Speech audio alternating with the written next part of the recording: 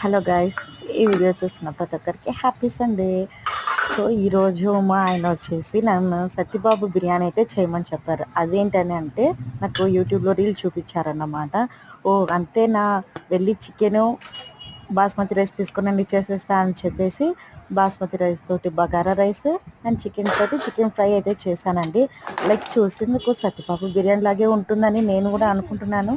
ఇంకా taste wise ఎలా ఉంటుందో అది మా ఆయనే చెప్పాలి. సో ముందు మా ఆయనకే పెడుతున్నాను.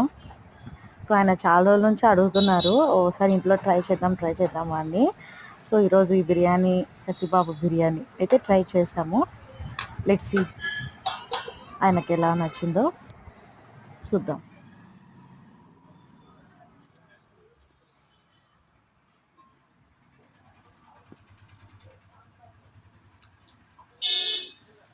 అందరికీ మనకందరికి తెలిసిందే కదా సత్యబాబు బిర్యానీ ఎంత ఫేమస్ హైదరాబాద్లో.